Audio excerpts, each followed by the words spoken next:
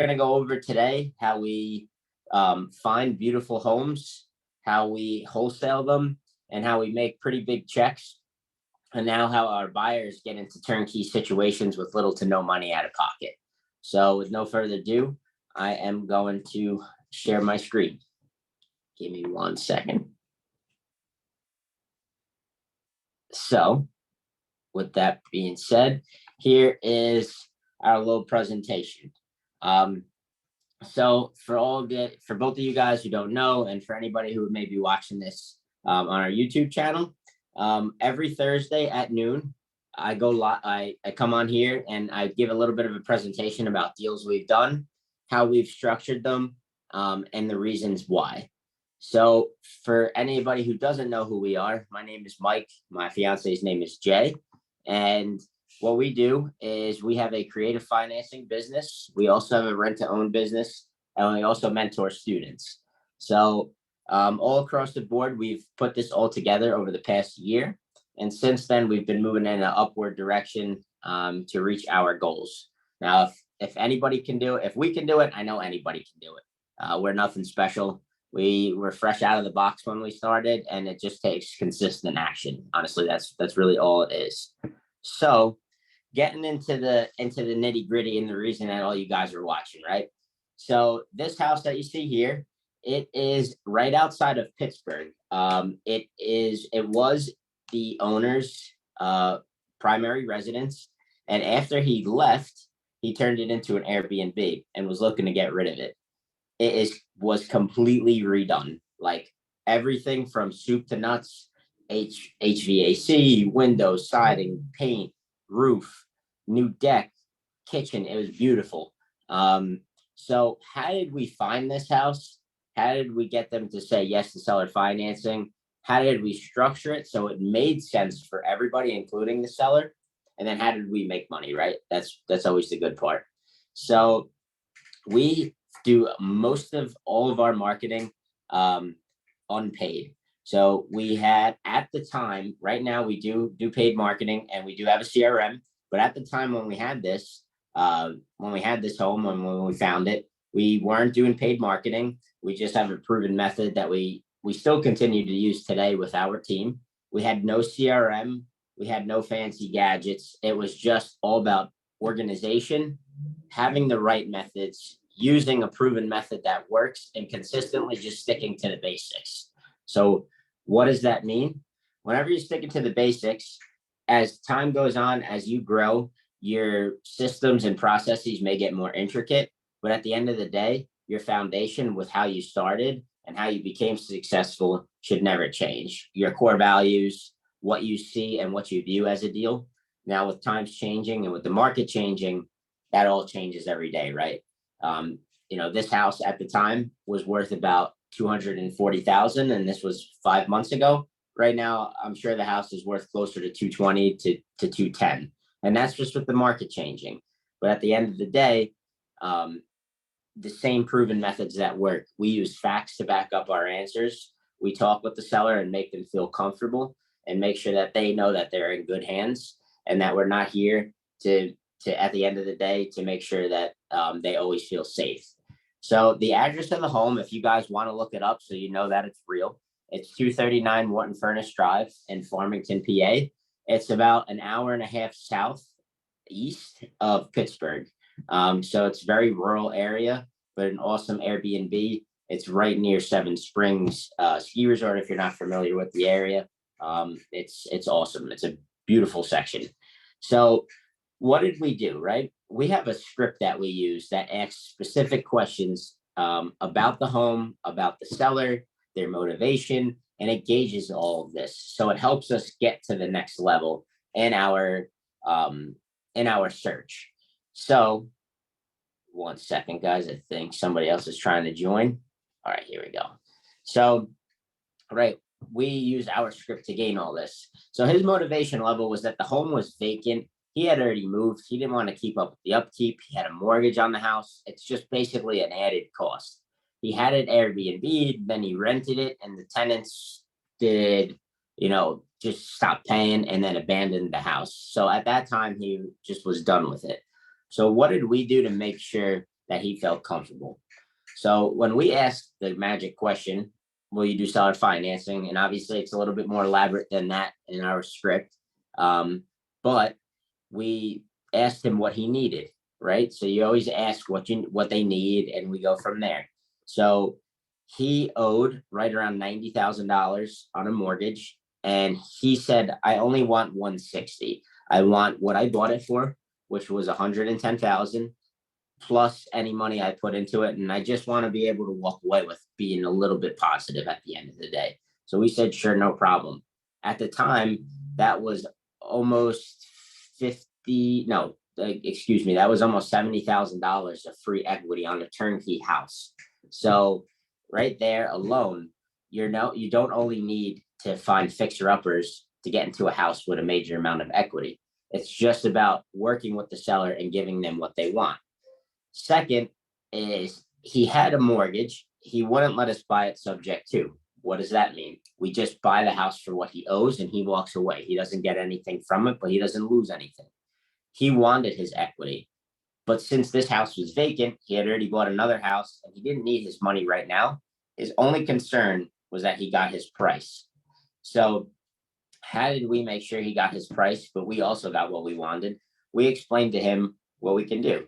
We would basically buy your home for the 160,000, but we would need some time to get you cashed out in full. We asked him how long he needed or how long he would give us. He said 5 years. So typically 5 years is the least we like to go, unless it's going to be a creative fix and flip, which means, you do a little bit of profit share with the seller. But other than that, it's typically 5 years is the minimum. He also asked us if we can have a little bit of skin in the game. Typically, we do buy with no money down, but he was being very reasonable and he only asked for 5,000 down. So for a house with almost $70,000 in free equity, it's turnkey minus maybe a paint job, which is normal in any house, right? And a 5-year term, he wanted 5,000 down.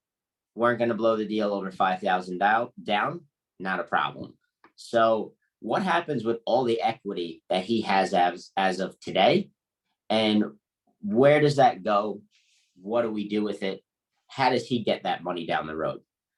We buy the home when this happens, we buy the home in what's called a wraparound mortgage. Some people call it a hybrid, sub two. There's a bunch of names for it, but the legal name is a wraparound mortgage. So the way that I always like to think about it is there's the mortgage, which we're buying subject to, and then there's all this equity that we put in a promissory note. So what is a wraparound mortgage? I just think of it as a big balloon. It goes around everything and it encompasses both. So we're buying the house subject to a first and second lien, right? Now what happens?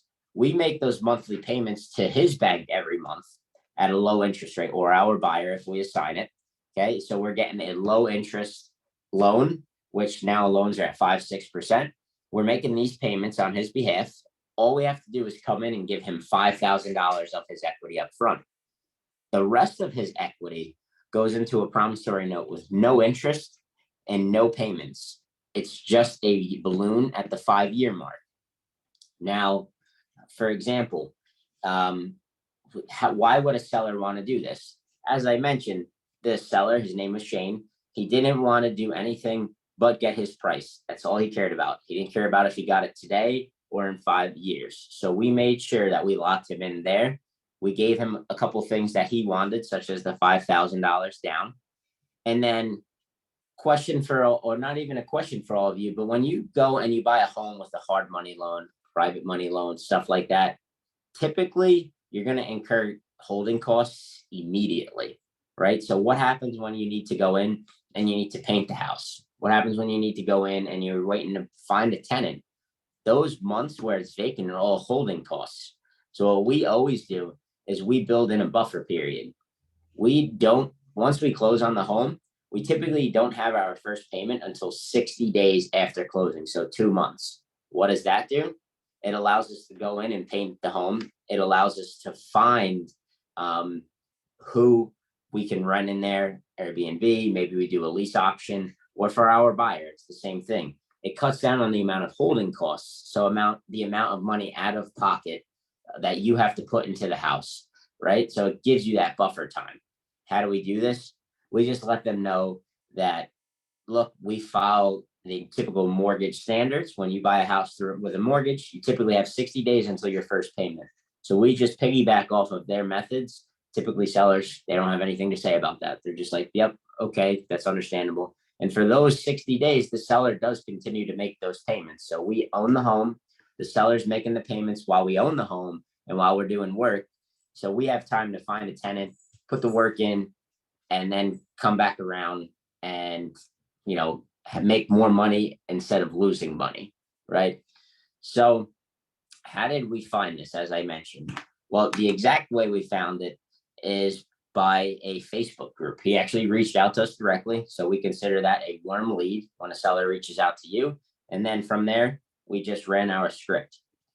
Now, the cool thing is I'm going to ask both of you guys quick.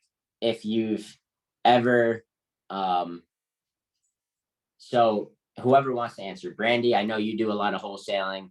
Luz, I don't know if you have either. Can you give me an example on how you typically find your buyer or how you find your buyers? Well, for me, I mean, because I've been in real estate for about 5 years, we've built a network, through like local real estate groups. And we built relationships. So we have buyers that, we've met along the way. So that's how we found ours. Awesome. And that's a very good way. I still do that till this day. We still do. One creative way, again, creative finance, it's all about creative things to do, right? So one creative way, very easy way actually too, is you want to go where the people, where your target market is, right? So if it's a creative deal, where are we going to go to find creative buyers? We're going to go to what we love to do is Facebook is pretty much the majority of our business. We find creative financing groups, and we have a specific template that we use for dispositions, and we put that in there. Now, you may ask, how do you know it's going to be a qualified buyer? How do you know if you're going to find one? If you write up the deal properly, it'll make sense for everybody. What are buyers looking for? They're looking for low money in turnkey homes. If you have that bubble, if you have that in your deal, that deal will go in 24 hours. We were able to dispo this. We put it in a group. We had, I think, like 50 people reach out to us, and we vetted some of them that were interested. So what does that mean? We asked for proof of funds. We asked for LLC documents. We asked for prior HUD statements to make sure that they are legitimate. What happens next? We sign the assignment form. We were able to dispo this for $20,000 assignment fee in 24 hours. Why and how were we able to do this? Again, turnkey house, favorable terms, meaning that it was a decent term. So 5 years is pretty, for us, is a short term, but for other people, it's not. It's actually it's really good. And then lastly, the low money down. So what happened when we found the buyer? We signed the assignment form. We went to closing like we normally would.